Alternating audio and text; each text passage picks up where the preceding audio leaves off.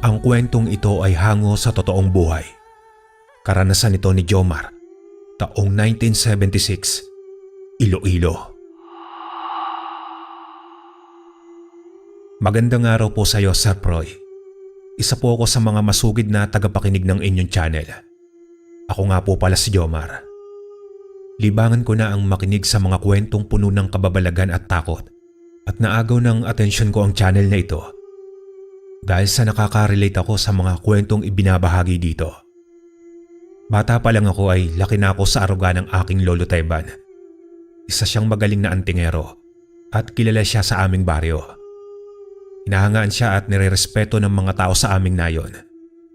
Kapag may problema sa aming baryo, ay si Lolo Teban ang takbuhan ng lahat. Dahil dito ay naging kapitan siya ng aming baryo. Hindi naman nagsisisi ang mga tao nang iboto siya dahil naging matiwasay ang buong nayon. Kaya naman hangang-hanga ako noon kay Lolo Teban. Lalo na ang katapangan na taglay niya. Wala siyang inaatrasan na laban sa kabila ng kanyang edad. Ang mahalaga kay Lolo ay makatulong daw siya sa kapwa at mapuksa ang mga masasamang nilalang tulad ng mga aswang. Marami na ring nakaharap na mga aswang si Lolo Teban at sa kabutihang palad ay natatalo naman niya ang mga ito. Isang araw noon, ginabi kami ng uwi ni Lolo Teban. Galing kami noon sa kabilang bayan sa kaarawan ng aking tiya na si Tita Loida, ang panganay na anak ni Lolo Teban. Kami lang na dalawa ang tumungo roon dahil hindi nakasama ang mga magulang ko dahil hindi magkabati si tiya at ang aking ina. Habang naglalakad kami sa daan, panay ang tingin ni Lolo Teban sa paligid. Mukhang nagmamadyag siya at alerto. Nasa unahan ako noon dahil ayaw akong ipahuli ni Lolo Teban. Naisipan ko siyang tanungin noon tungkol sa pagiging isa niyang antingero at kung paano maging isang tulad niya. Lolo Teban, paano po ba maging isang antingero? Nako, ay mahirap ang maging isang antingero, apo. Hindi basta-basta lang. Kinakailangan mo muna ng isang anting-anting o mutya na siyang magbibigay sa iyo ng pambihirang lakas at talas ng pag-iisip. Bukod doon, kailangan mo rin ng tibay ng damdamin at kabutihan ng puso na tumulong sa iyong kapwa. Kung ganun po, Lo, pwede mo po ba akong turuan na maging isang antingero? Hahanap po ako ng anting-anting. Naku talaga, ikaw bata ka. Oo na, pero sa tamang panahon, apo. Huwag muna sa ngayon, hindi ka pa handa. Sige po, Lo, tatandaan ko po yan. Magpapatuloy na sana kami sa paglalakad ni Lolo Teban nang makarinig kami ng kakaibang tunog sa hindi kalayuan. Parang tunog iyon ng isang ibon. Napalingon ako kay Lolo nang humigpit ang pagkakahawak niya sa aking balikat. Yumuko si Lolo sa akin at saka bumulong. Jomar, apo, magtago ka sa lilim ng puno na yon. Huwag kang aalis hanggat hindi ako bumabalik. Bakit po, Lolo Teban? Saan ka po pupunta? Bakit mo po ko iiwan dito? May nagmamasid sa atin. Aalamin ko lang kung ano yon, apo. Dumating po ba ang kalaban mo, Lolo? Sasama po ako sa iyo. Tutulungan po kita. Huwag nang matigas ang ulo mo, Jomar. Sundin mo na lang ang sinasabi ko. Dito ka lang at lalabanan ko ang nilalang na nagtatago sa dilim. Wala na nga akong nagawa nun kundi sundin ang sinabi sa akin ni Lolo Teban. Tumungo nga ako sa ilalim ng isang puno at doon nagtago. Sinundan ko ng tingin si Lolo Teban habang papalapit siya sa madilim na parte ng bukana ng gubat. Doon ko naririnig ang huni ng isang ibon at sa tuwing humuhuni yon ay naninindig ang buong balahibo ko sa katawan. Nanginig ang buo kong katawan na maglaho na sa dilim si Lolo Teban. Mas lalo akong kinabahan para sa kanya nang marinig ko siyang sumigaw sa kagubatan. Tumayo ako mula sa aking kinauupo ang sanga ng kahoy. Hindi ko maiwasan ang mag-alala para sa kanya. Nagulantang na lang ako nang makita ang isang napakalaking itim na ibon. Ang bigla na lamang lumabas mula sa bukana ng gubat. Nabato ko sa aking kinatatayuan at naihi sa aking salawal sa sobrang takot. Lalo na nang huminto sa aking harapan ang isang malaki at pangit na ibon. May mapula itong mga mata, may matulis na tuka. Purong itim ang balahibo ng buong katawan. May matutulis na mga kuko sa dalawang paa at nakakagilalas ang itsura nito lalo na ang laki. Ilang beses na sumigaw ang isip ko na tumakbo, ngunit hindi ko man lang nagawa. Hindi ko maigalaw ang bukong katawan sa sobrang gulat at takot. Akma na sana ako nitong hahampasin gamit ang malaki nitong pakpak. Nang dumating si Lolo Teban at sinipa niya ang nilalang ng malakas. Kaya naman tumilapon ng ibong aswang sa hindi kalayuan. Bumaling naman sa akin si Lolo Teban at mabilis niya akong hinila sa aking kamay. Sumunod naman ako sa kanya. Mabibilis din ang hakbang ko. Lolo Teban, anong klaseng hayop po yun? Yun ba ang aswang na sinasabi nila? Oo, apo. Ang mutya o anting-anting ay napakahalaga na bagay para sa mga antingero. Ito ang nagbibigay sa kanila ng kakaibang lakas at liksi. Nakita mo naman ang lakas ko kanina. Yun din ang mangyayari sa iyo kapag maging isa ka ng antingero. Turuan mo po ako, Lolo. Gusto kong matuto. Napatawa na lamang noon sa akin si Lolo Teban hanggang sa napatigil kami sa aming pagtakbo.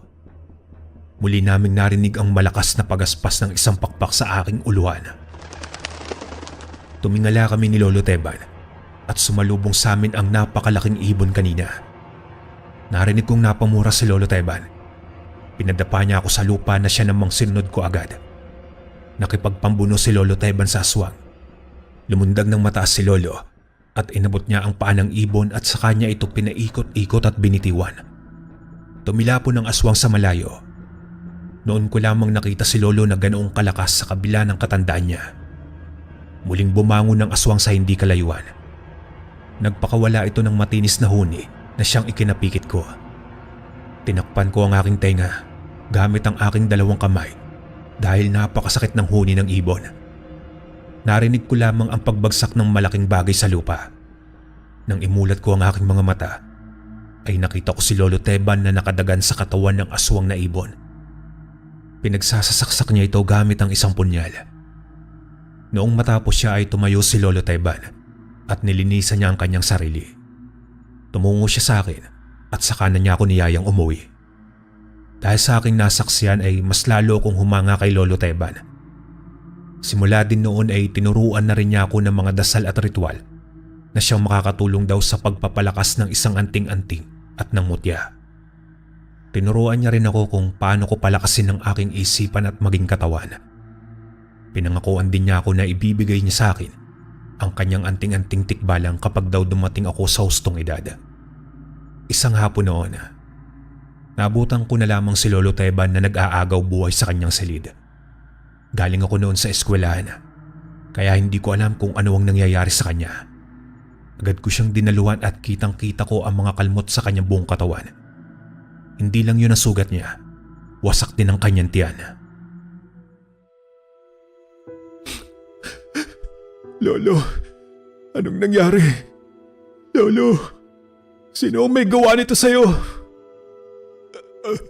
Apo, kunin mo ang anting-anting sa may cabinet. Iiwanan ko na sa iyo yan. Tandaan mo ang mga bilin ko, Apo. Ako na ang bahala, Lolo. Sabihin mo sa akin kung sino ang may gawa nito sa'yo. Si Nilo, Apo. Hanapin mo siya. Opo, Lolo, pangako. Hahanapin ko po siya. Pagbabayarin ko siya sa ginawa niya po sa'yo. Pangako ko po iyan, Lolo Teban. Humahagulgol ako ng malakas nang tuluyan ng isara ni Lolo Teban ang kanyang mga mata. Pakiramdam ko ay mauubusan ako ng sariling hangin ng mga oras na iyon. Nang tignan kong muli si Lolo Teban, ay wala na siyang buhay. Hinanap ko ang anting-anting na sinasabi niya at isinuot ko iyon. Noon ko napagtanto na hindi niya suot ang kanyang anting-anting nang salakayin siya ni Nilo. Matatandaan ko si Nilo na siyang itinuro sa akin ni Lolo Teban noon nag-eensayo pa kami. Kumuyom ang mga kamay ko habang nagtatagi sa aking bagang. Hahanapin kita, Nilo. Kahit saan ka pang lupalop na mundo, hahanapin kita. Ilang araw lamang ang naging lamay ni Lolo Teban. Tapos ay pinalibing din siya ng mga magulang ko sa sementero sa aming bayan. Pagkatapos ng libing ay niyaya ko nila nanay at tatay na umuwi sa amin, pero hindi ako sumama sa kanila. Hinayaan muna nila akong mapag-isa noon at manatili ng ilang sandali sa bahay ni Lolo Teban. Ngunit sa huli, sapilitan nila akong isinama sa kanila. Lumipas sa mga taon hanggang sa taong 1976. Nasa edad 25 taon na ako noon at isa ng pulis.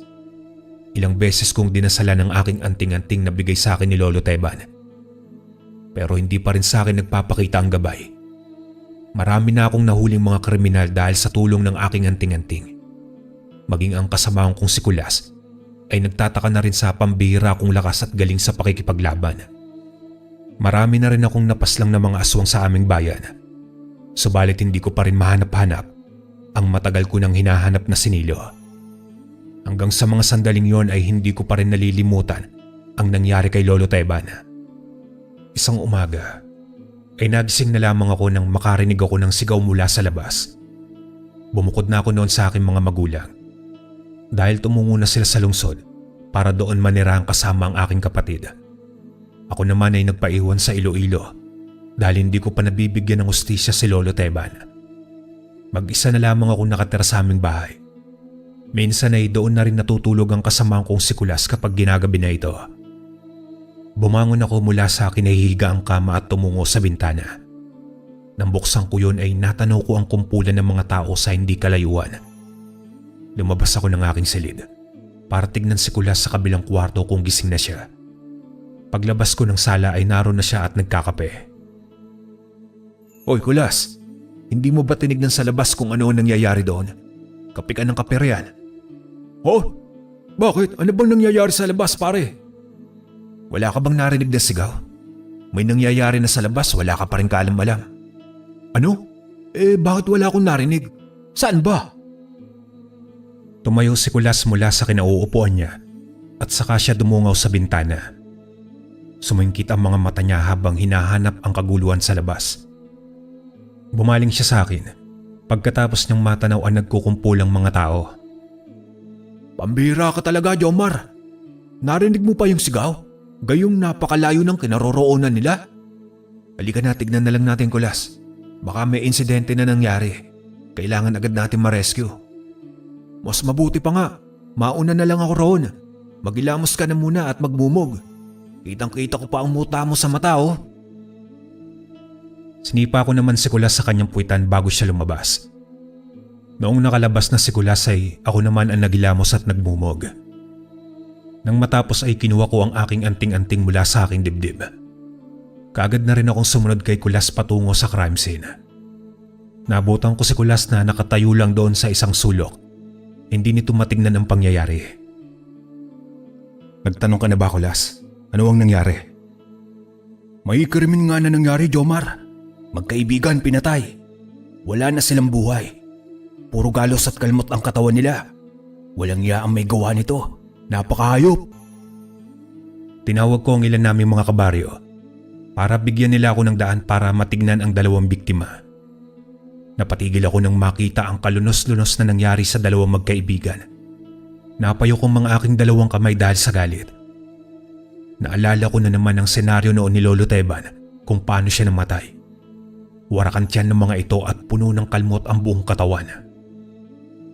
Lumayo na po muna kayo rito. Hayaan niyo na po ang mga kapulisan ng umayos dito. Nagalisan naman ng mga kabaryo ko nang marinig nila ang sigaw ni Kulas. Kilala na rin siya ng mga tao dahil madalas siyang tumungo roon. Tumabi siya sa akin at tinitigan ng dalawang patay. Narinig ko siyang napamura ng malutong. Kailan pa ba matatapos ang pangyayaring ganito sa bayan natin? Sa tuwing lilipas ang 2 buwan, may ganito na namang pangyayari. Sa tingin mo ba, Jomar, iisang grupo lang ang may gawa nito? O iisa lang tayo nang naisip na hindi ordinaryong tao ang may gawa nito? Malaki ang posibilidad sa huli mong sinabi, Kulas. Ngunit alam mo naman na pagdating sa trabaho natin, hindi pinaniniwalaan ng isang aswang. Mas paniniwalaan nila na isang grupo o kriminal ang may gawa nito. Kaya tawagan mo na ang ibang team para sila na mag-imbestiga niyan. Oh, paano tayo? Huwag mong sabihin, hindi ka mangingialam sa nangyari dito sa baryo mo. Makikialam ako, Kulas. Ako ang hahanap sa aswang na may gawa nito sa dalawa. Lalo na at pamilyar sa akin ang mga kalmot na yon. Katulad ng ginawa niya kay Lolo Teban. Oh, huwag mong sabihin na ilalagay mo sa kamay mo ang batas. Saka ano ang sinasabi mong katulad sa lolo mo? Ano ba ang ibig mong sabihin? Huwag ka na magtanong, Kulas. Labas ka na rito. Ayokong madamay ka, kaya hindi kita sasagutin. Pambihira ka naman, Jomar. Magkasama na tayo ng ilang taon sa pagiging pulis. Tapos hindi mo sasabihin sa akin ang lahat. Kaibigan mo ko, hindi ka trabaho lang. Huwag kang mag-alala, Kulas. Sasabihin ko sa iyo kapag kaya ko nang ibahagi ang nakaraan ko. Pagkatapos ko yung sabihin ay iniwan ko na si Kulas.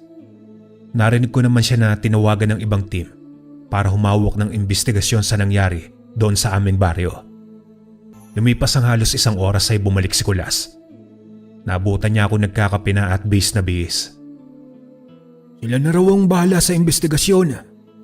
Kung ano man ang binabalak mong gawin, Jomar, sabihan mo lang ako kapag handa ka na, ha? Sige, alis na ako. Oh, bakit aalis ka na? Hindi ka ba rito mag-aalmusal? Hindi na, Jomar. Papasok ka ba bukas? Oo, Kulas. Balak ko kasi na kausapin si Chip. Magpapaalam lang ako sa kanya na magpapahinga na muna ako. Ano? Bakit, Jomar? May sakit ka ba? Wala. Meron lang akong kailangan na asikasuhin. Ewan ko sa'yo, Jomar. Diyan ka na nga. Tanaw ko na lamang si Kulas nang lumabas siya ng bahay. Nang mawala na siya sa paningin ko, ay napasandal ako sa aking inuupuan na upo ang kahoy.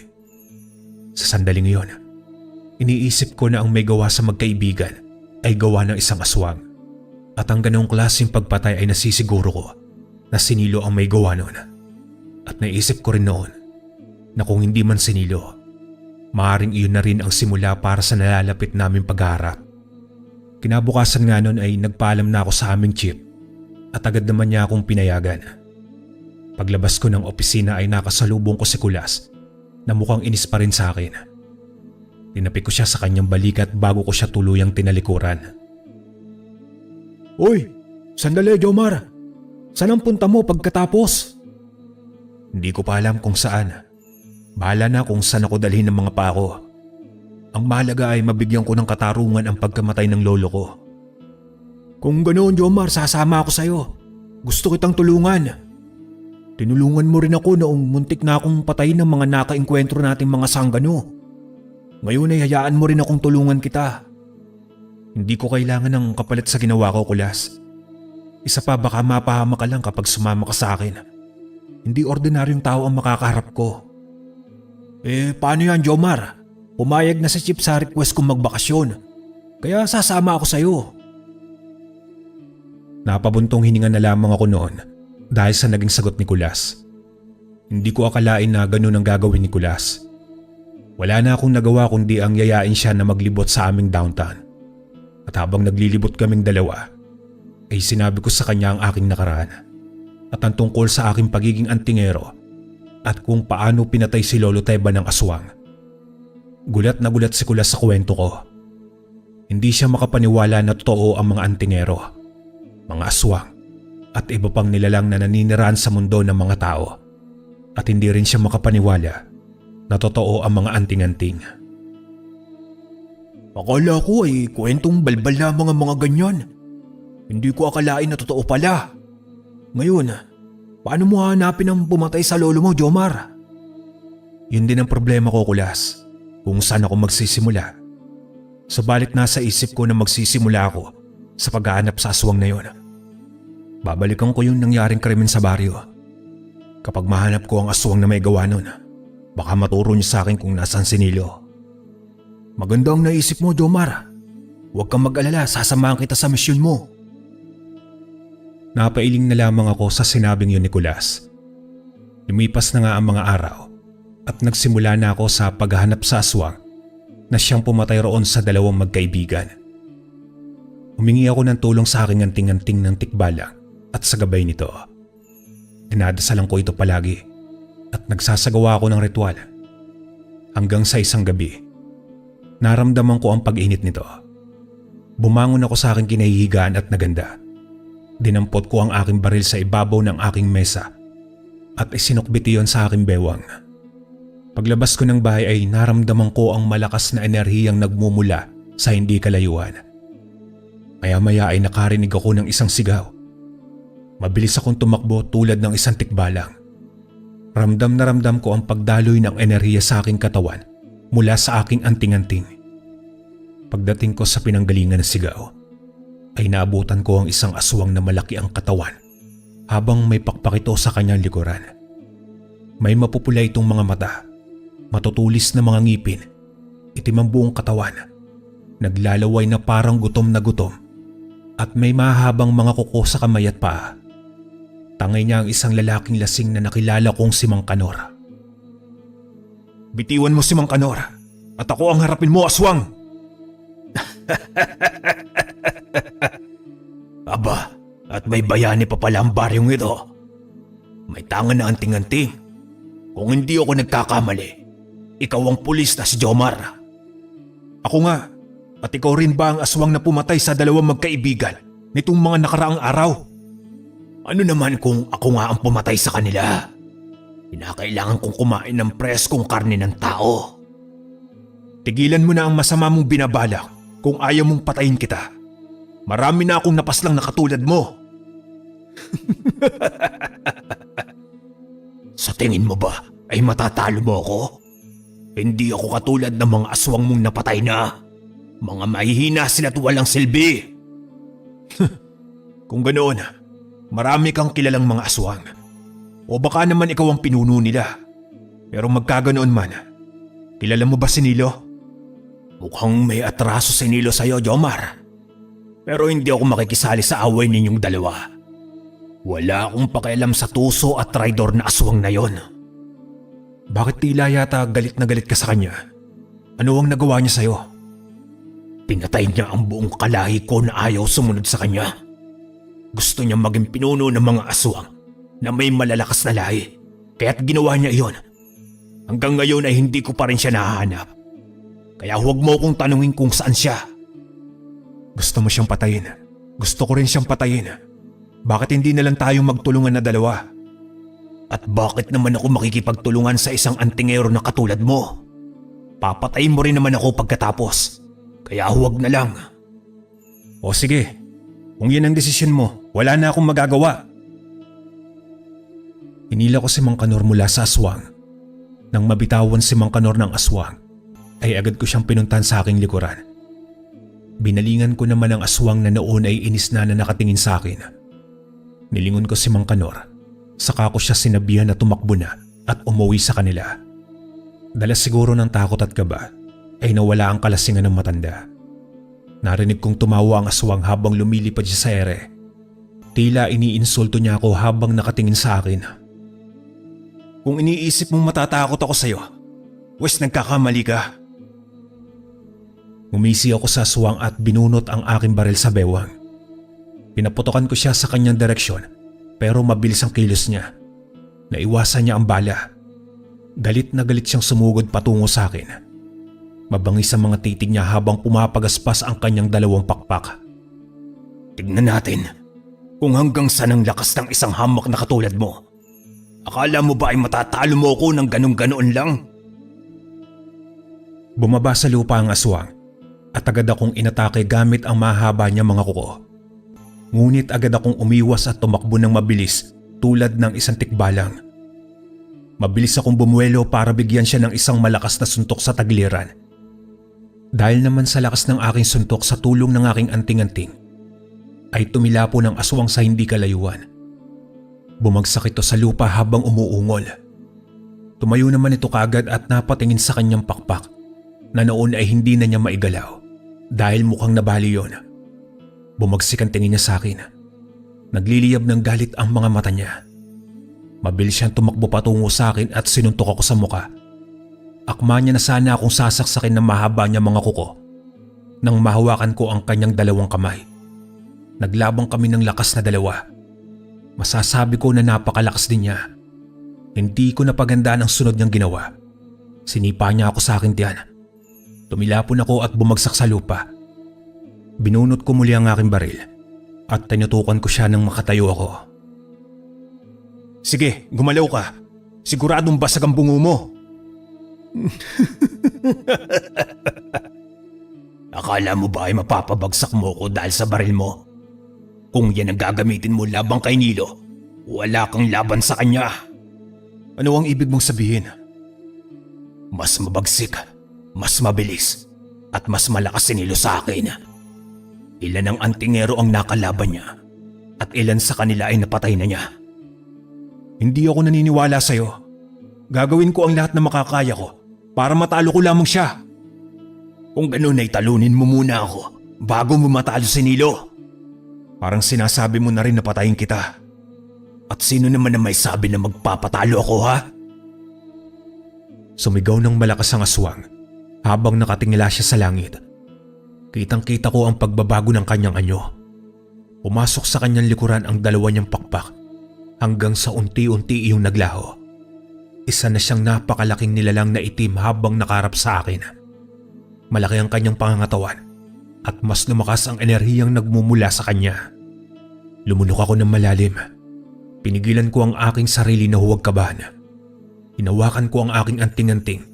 Saka ako nagdasal ng isang orasyon. Ramdam ko ang pagdaloy ng enerhiya sa aking buong katawan mula sa aking anting-anting.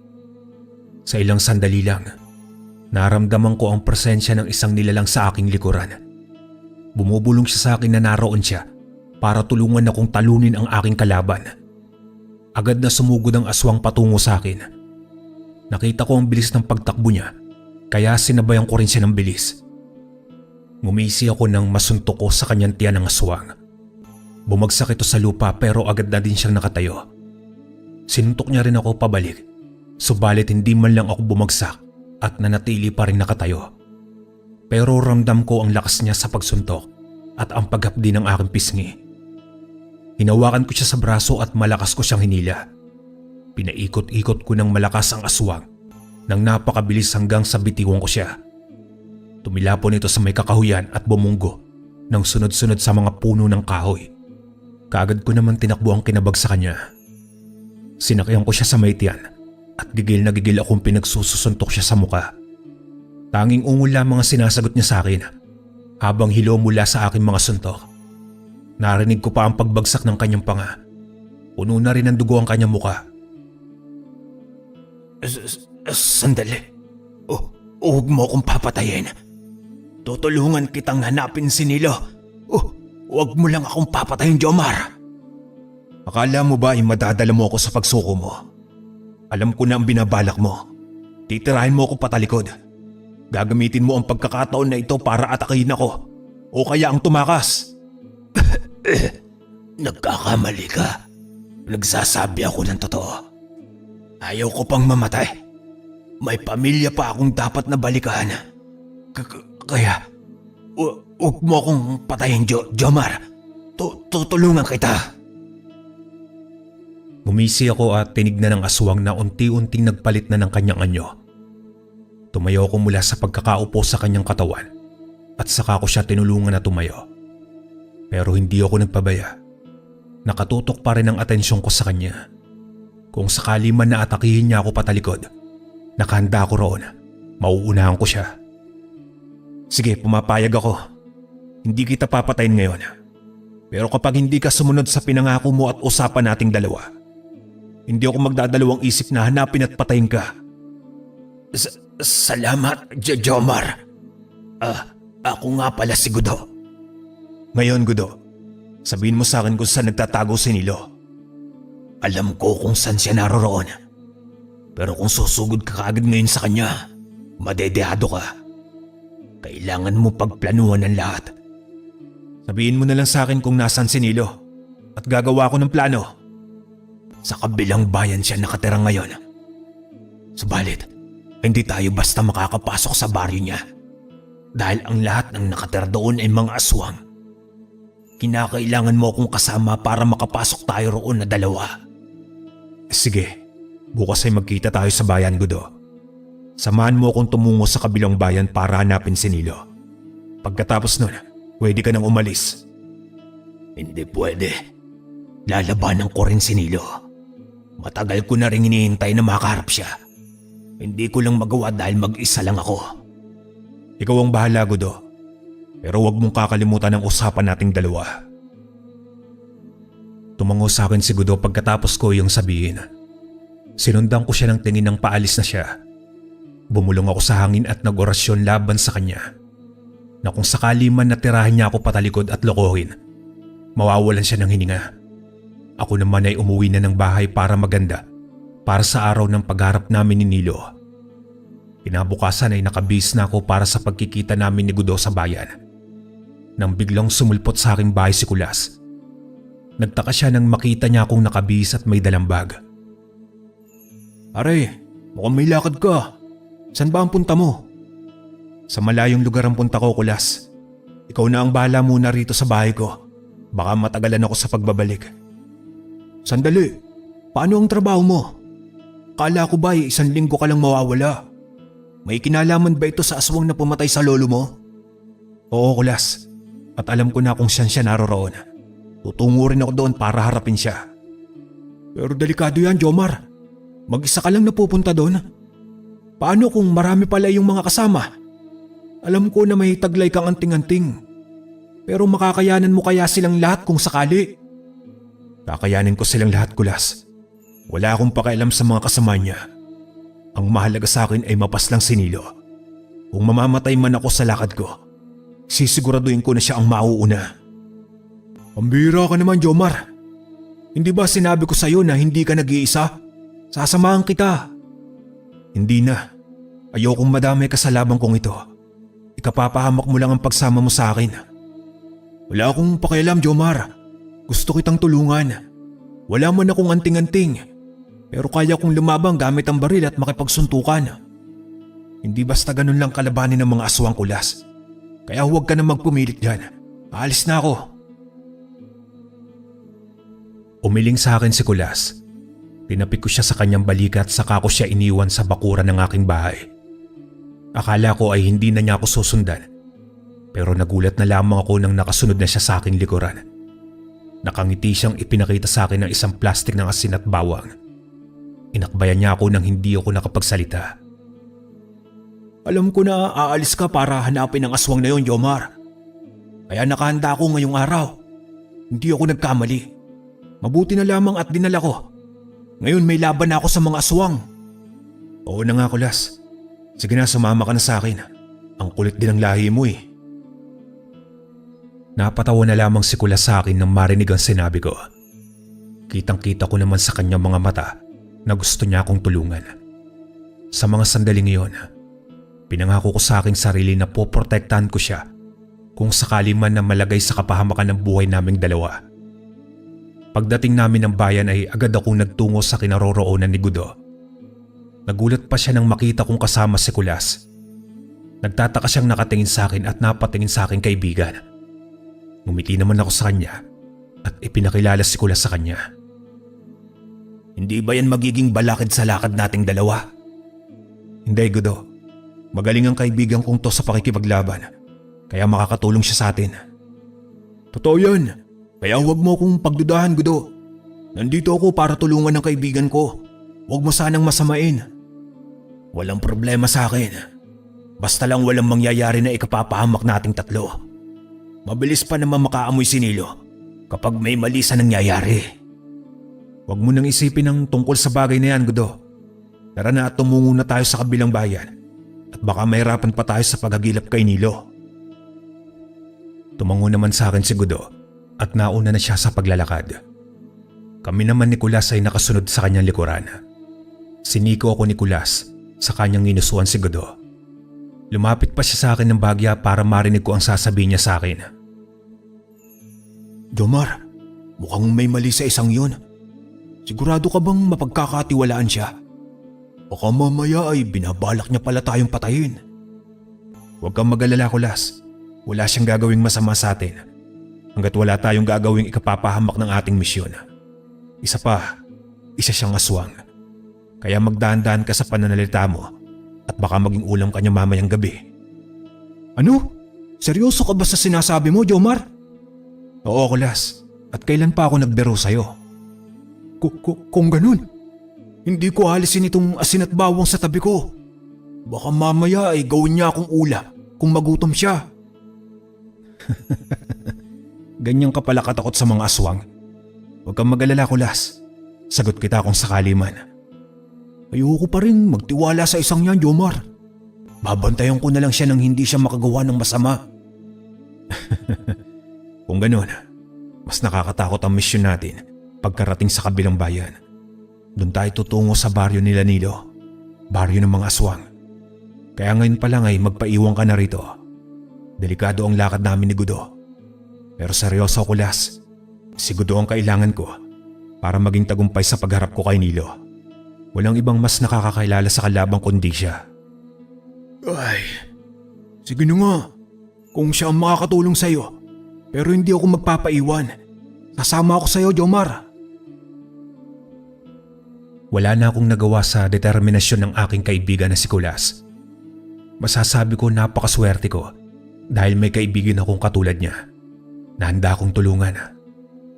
Makalipas ang halos kalahating oras, ay nakarating na nga kami sa kabilang bayan sakay ng jeep.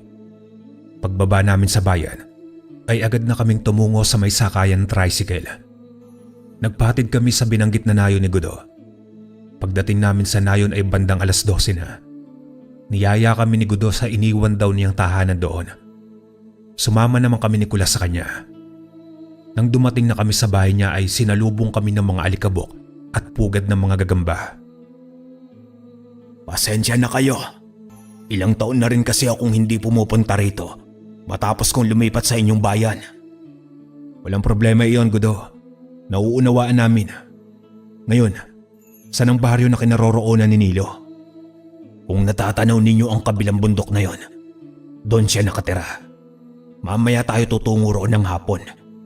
Magpahinga na muna tayo at kailangan na pagandaan ang paglusob sa kanila mamaya. Nakapagandaan na ako para dito, Gudo. Sa tingin mo ilang silang lahat ng mga aswang sa baryo nila? Hindi ko alam dahil matagal na akong nawala rito. Pero dati nasa 30 silang lahat. Hindi bali na. Kahit gaano pa sila karami, uubusin ko silang lahat. Jomar, huwag mong kakalimutan na kasama mo ako sa laban na ito. Dito ka na lamang mamaya, bata. Baka kung ano pa ang mangyari sa'yo roon mamaya. Baka ikaw pa ang maging balakid sa pagsalakay namin kay Nilo. Oy, porket aswang ka gaganyanin mo na ako. Baka sabuyang kita ng asin dyan. Huwag mo nga akong minamaliit. Baka mamaya kailanganin nyo ng tulong ko. Ikaw ang bahala, bata. Binabalaan lang kita.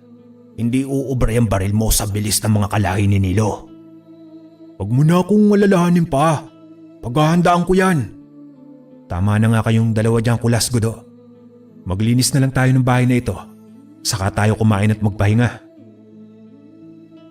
Sumunod naman sila Gudo at Kulas sa akin. Samantalang si Kulas ay iwas na iwas kay Gudo at panayan dikit niya sa akin. Alam ko lang na natatakot siya na mapalapit kay Gudo kaya siya lumalayo. Nang matapos kami sa gawain namin, ay naganda na rin kami ng aming mga kasangkapan na gagamitin para sa paglusob namin sa baryo nila Nilo.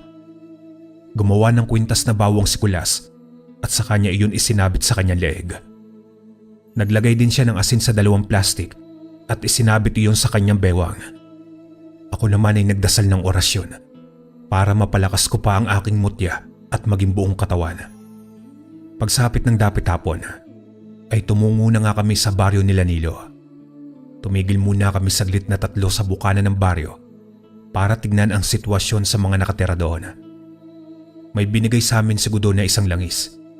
Pinapahid daw iyon ng isang aswang para magpalit sila ng anyo.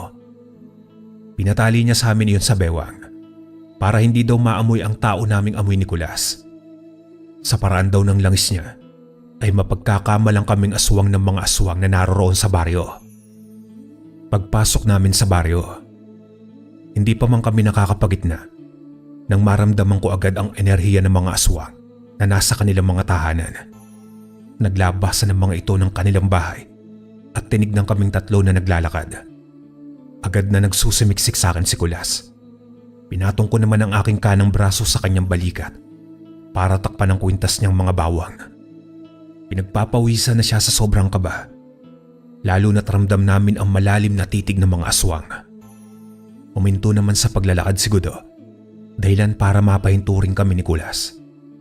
Natanaw namin ang isang aswang na nakatayo sa unahan at matalim ang ipinukol na titig sa amin. Gudo, ano ang ginagawa mo rito? At sino yung mga kasama mo? Mga bagong mukha yata sila. Mga nakilala ko sa kabilang bayan. Muntik na kasi kaming mahuli ng antingero kaya tumakas kami at tumungo rito.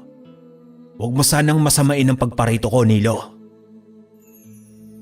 Umuyong ang kamay ko nang marinig ko ang pangalan ni Nilo. Tinitigan ko ang lalaki na nasa harapan namin. May puti na ang buhok nito at sa hinuwa ko ay nasa edad 50 na siya pataas.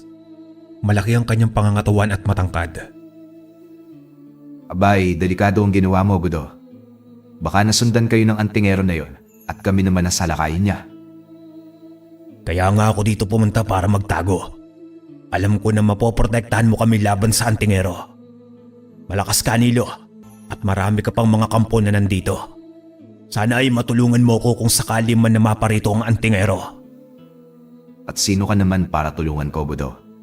Nakakalimutan mo na ba na minsan na tayo naglaban na dalawa? Alam kong galit ka sa akin dahil pinatay ko ang isa mo anak at ang pinuno ninyo. Nakapagtataka naman na naparito ka para humingi sa akin ng tulong.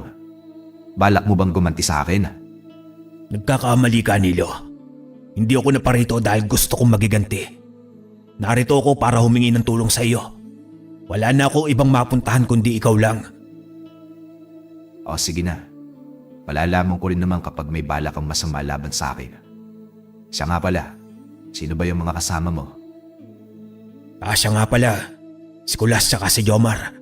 Sila ang tumulong sa akin na muntik na akong mapatay ng antingero. Kinagagala kong makilala kayong dalawa. Tumango naman kaming dalawa ni Kulas kay Nilo habang hindi namin iniaalis ang titig sa kanya. Sa isip ko na mga sandaling yon ay gustong gusto ko na siyang patayin pero pinigilan ko ang aking sarili.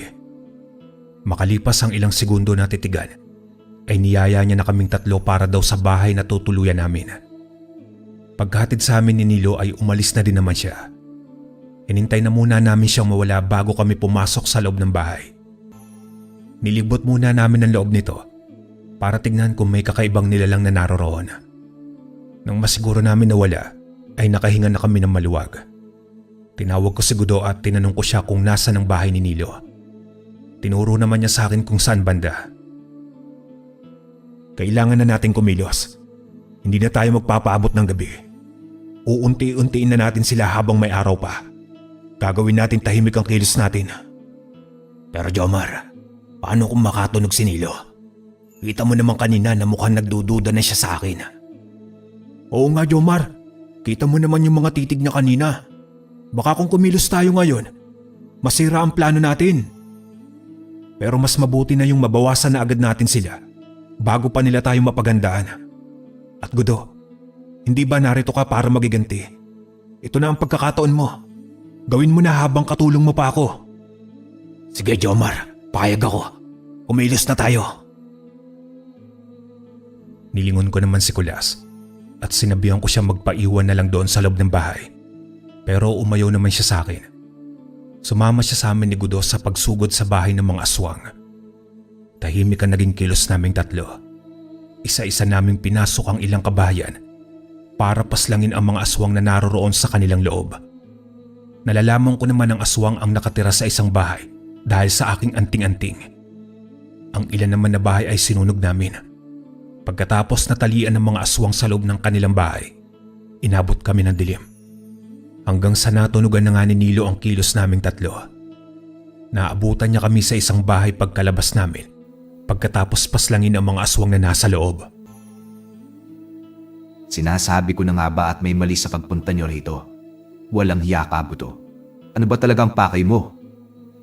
Nandito ako para patayin ka, Nilo.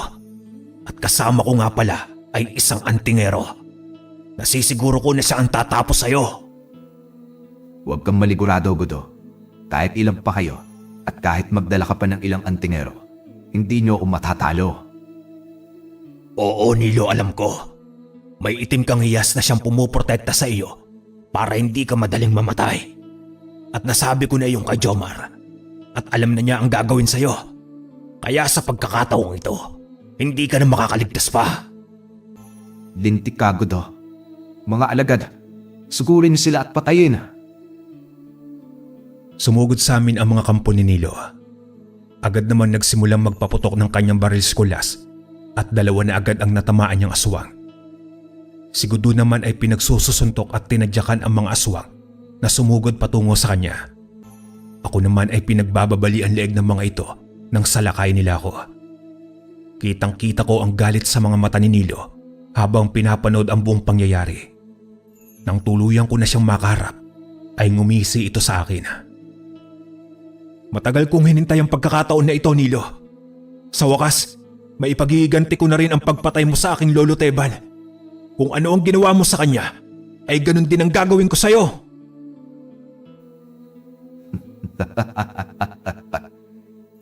Ikaw pala ang apo ni Teban.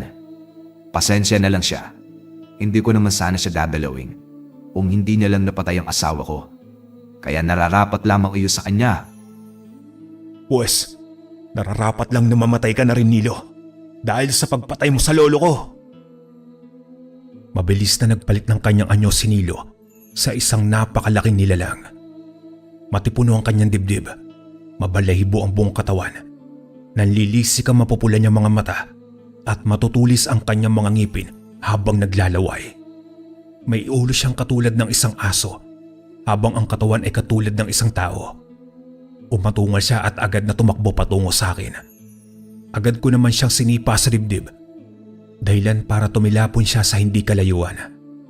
Tumakbo ko katulad ng isang tikbalang sa tulong ng aking anting-anting. Nakalapit naman ako agad kay Nilo. Hindi ko na hinintay na makatayo siya at agad ko siyang paulit-ulit na sinipa sa kanyang tiyan at maging sa dibdib. Pero mukhang baliwala lang iyon sa kanya dahil sa hiyas. Sinabi sa akin ni Gudo na hanapin ko raw iyon sa katawan ni Nilo at basagin. Sa ganun daw na paraan ay matatalo ko si Nilo. Hinanap ko nga ang hiyas na sinasabi ni Gudo at nakita ko iyon na nakapulseras sa kamay ni Nilo. Kaya naman agad ko iyong inapakan at binasag.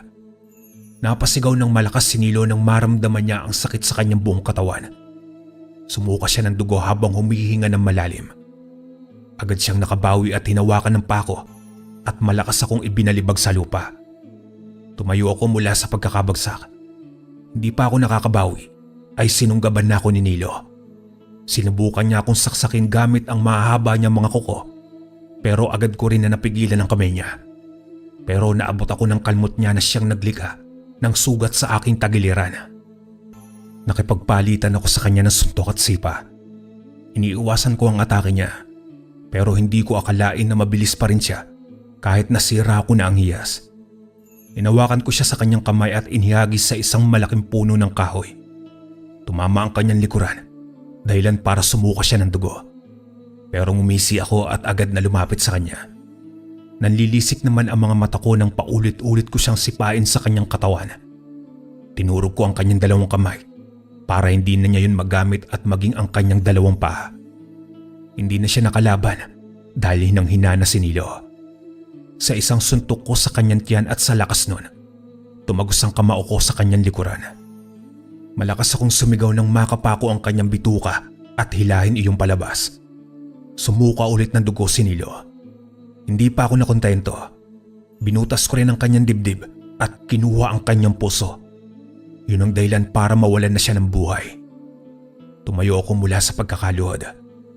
Napangiti ako sa isiping na ipagiganti ko na rin ang pagkamatay ng aking lolo Teban. Nilingon ko sina Kulas at Gudo na patuloy sa pakikipaglaban sa mga kampo ni Nilo. Binunot ko ang baril sa aking bewang at pinaputukan ng mga ito. Ni isa ay wala man lang akong mintis. Tinamaan ko silang lahat sa noo. Ang ilan sa kanila ay nagtakbuhan papalayo dahil sa takot na sila ang aking isusunod. Lumapit naman agad sa akin si Kulas. na noon ay may galos sa kanyang braso at dibdib.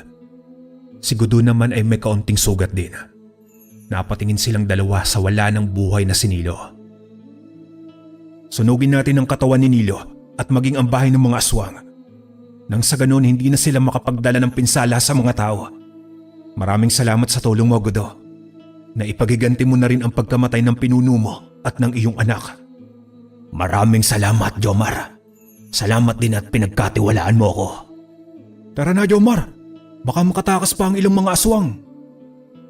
Tumango naman ako kay Kulas. Nauna kaming naglakad na dalawa habang inaalalayan ko siya. Ngunit napatigil ako nang maramdaman ko ang pagbaon ng matatalim ng mga kuko sa aking likuran. Nang lumingon ako ay mabalasik na tingin ni Gudo ang sumalubong sa akin. Pasensya ka na, Jomar. Ayaw ko lang napatayin mo ko. Wala akong tiwala sa isang katulad mo. Ganoon ba? Pasensya ka na rin at mauuna ka sa akin sa impyerno, Gudo. Pagkatapos ko itong sabihin, ay mabilis kong itinutok sa kanyang tiyan ang hawak kong baril at pinaputok ko yun. Nanlaki ang mga mata niya habang umaatras.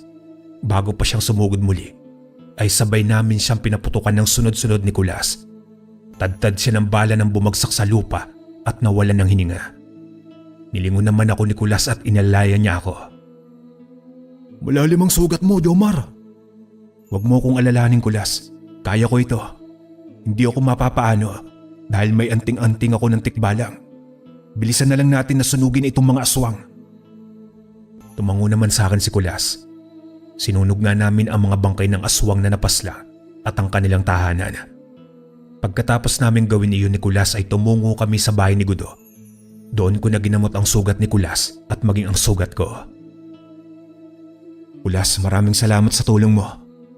Sa wakas nabigyan ko na rin ng hustisya ang pagkamatay ng aking lolo Teban. Wala yun, Jomar. Hindi ba at body tayo? Oo naman, body tayo. Simula noon, naging mas matibay pa ang pagkakaibigan naming dalawa ni Kulas. Palagi kaming magkasangga sa lahat ng bagay. Nakasama ko siya sa pagpaslang ng mga aswang at paghuli sa mga masasamang tao na gumagawa ng krimen. Hanggang sa nagkaroon na rin kami ng mga sarili naming pamilya, ay nanatili pa rin kaming magkaibigan na dalawa. Hanggang dito na lang po ang aking kwento, mga kalakbay. Maraming salamat.